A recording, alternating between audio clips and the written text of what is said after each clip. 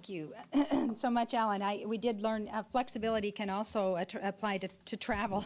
Trying to get here from New York this morning when all the flights were canceled. So the train works very well, however.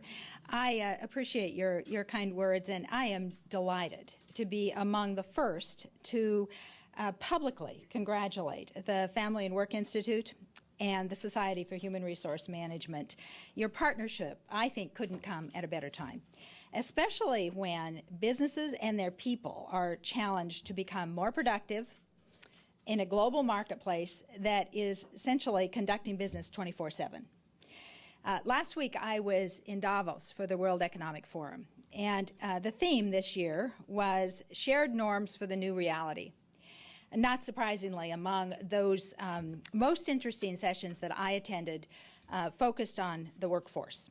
And my conclusion was whether we were talking about the gender gap, engaging the next generation, or employing our workforce across the world, workplace flexibility must be a part of the solution. Now, in fact, I consider already workforce flexibility to be a business imperative that you mentioned, Hank, for several reasons. Traditional family structures, as we used to know them, really continue to change.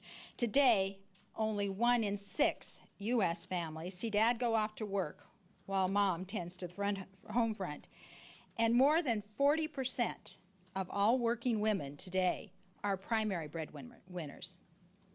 Younger generations of both genders have different attitudes about what it takes to inspire and engage them.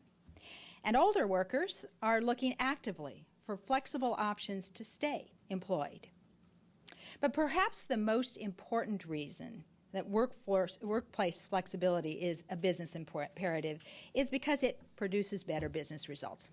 Specifically, by engaging and retaining the talented people who produce the high-quality work and competitive advantage. Now, Deloitte is a professional services firm with nearly 50,000 people in the U.S. alone, and we make our way by solving our clients' most complex business issues across 4 businesses: audit, tax, consulting, and financial advisory services. And for almost 2 decades now, we have been creating a culture of flexibility at Deloitte. And it has been an important part in helping us to attract and develop, and importantly, to retain our most valuable assets, the talented men and women who make our business possible.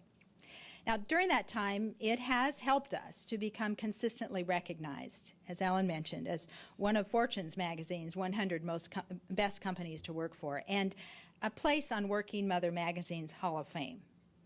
But it wasn't always that way. Nearly 20 years ago, many of the talented women that we had brought into our organization as future leaders were deciding to leave at a much faster pace than the men. And at first, we assumed that they were staying home to raise children, which, by the way, is a perfectly acceptable alternative.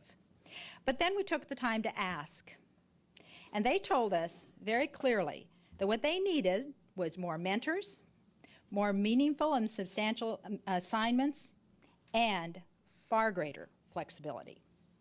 That was a major turning point in our culture. And so it began our initiative for the advancement and retention of women, or what we call WIN.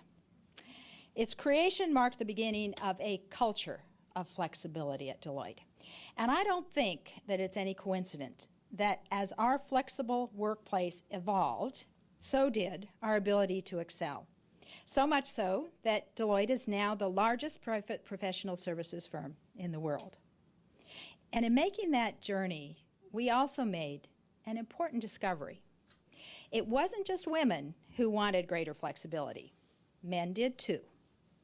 So we designated an equitable and designed an equitable and scalable way to equip all of our people with options to grow their careers in a way that helped them better fit their work into their lives and their lives into their work.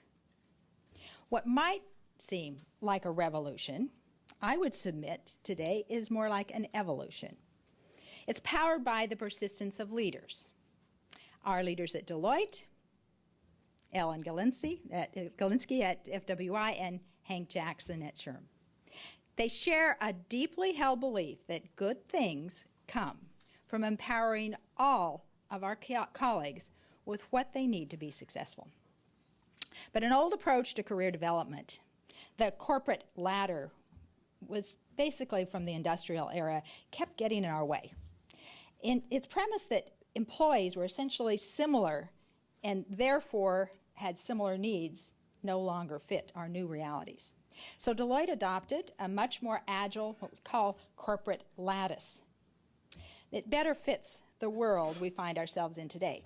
So just like the plants on a garden trellis that can grow up and across and go down a ways and then go back up again, our colleagues can choose to move their careers in many directions to align their career, their personal needs, and aspirations at varying points in time. The result is greater flexibility and a more customized talent experience for every one of our colleagues. So this is made possible through a career development tool that we call Mass Career Customization, or MCC. And briefly, it works like this. In collaboration with their manager, each of our colleagues can choose to dial up or dial down or choose a more traditional approach to their career over different stages of their career. Across the variable paces of pace and workload and location and schedule and role. And that doesn't mean, by the way, that our people don't work hard. They surely do. But MCC offers a new and scalable and flexible approach to today's workplace realities. An approach that we believe the corporate ladder model can no longer provide in the never-ending pressure of up or out. So today, all of our people, from the junior consultant to the most senior partner in our organization, participate in the MCC model. And it's already generating positive and sustainable outcomes. Satisfaction with their career life fit, which, as you've mentioned, is a very important component to retention, has increased 25%. And importantly, the confidence in future career life fit, which impacts their retention, has increased 28%.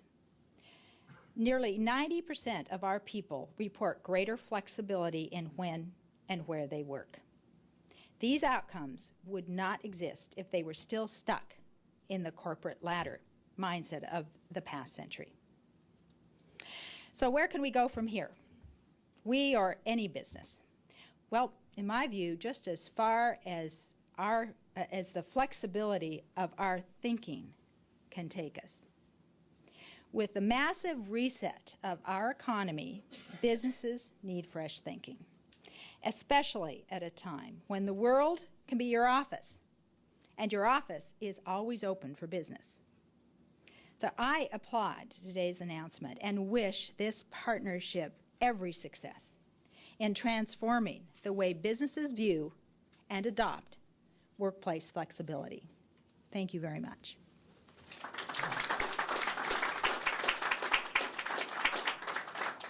Now, I'd like to take a moment to introduce Mr. Brent Ryan, who is the founder and CEO of Ryan LLC, which is a leading